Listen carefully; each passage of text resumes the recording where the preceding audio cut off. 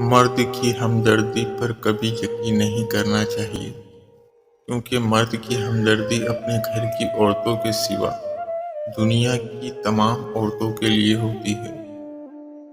عورت 6 سال کی ہو یا 66 سال کی، مرد معاشرہ اسے ایک ہی نگاہ سے دیکھتا ہے۔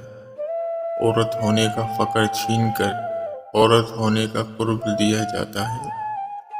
عورت کی لمبی زبان کا شکوہ تو ہر مرد کرتا ہے، لیکن پھر بھی کوئی گونگی لڑکی سے شادی کو تیار نہیں ہوتا۔ آخر کیوں؟ بستر پر لانا ہو تو کوئی ذات نہیں دیکھتا، شادی کرنی ہو تو پھر 7 نسلوں کی ذات یاد آ جاتی ہے۔ میں ایک ایسے سماج کا حصہ ہوں جہاں کئی عورتوں کو اپنے بچوں کی بھوک مٹانے سے پہلے کئی غیر مردوں کی بھوک مٹانی پڑتی ہے۔ لڑکیوں کو پیغام ہے کہ نکاح ہونے تک کسی بھی لڑکے پر اعتبار نہ کرو۔ جتنا بھی کوئی اچھا ہو، بڑے وعدے دعوے کرنے والا ہو، اسے یہی کہو نکاح کرو، پھر حد پار کرنے دوں گی۔ ورنہ جو ہوتا آئے دن سب کو پتہ ہے، گھر والوں پر کیا گزرتی ہے۔ عورت کو پاؤں کی جوتی سمجھنے والے مرد نفس کی وحشت میں مست ہو کر اس کے پاؤں چومتے ہیں۔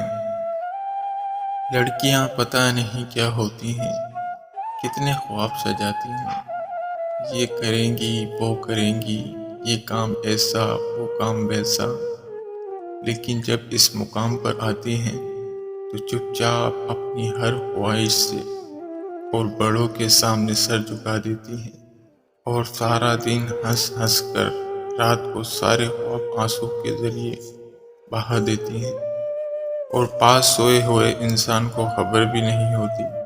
پتہ نہیں کیوں پھر بھی اتنی بری بن جاتی ہیں۔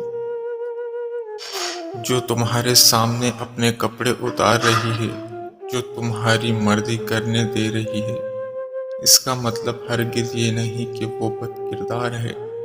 اس کا مطلب ہے کہ وہ تم پر بہت بھروسہ کرتی ہے، اتنا بھروسہ کہ اپنا تن من تمہیں سونپ دیا، اور اگر تم نے اس کا بھروسہ توڑا تو تم سے بدترین مرد کوئی نہیں اس دنیا میں۔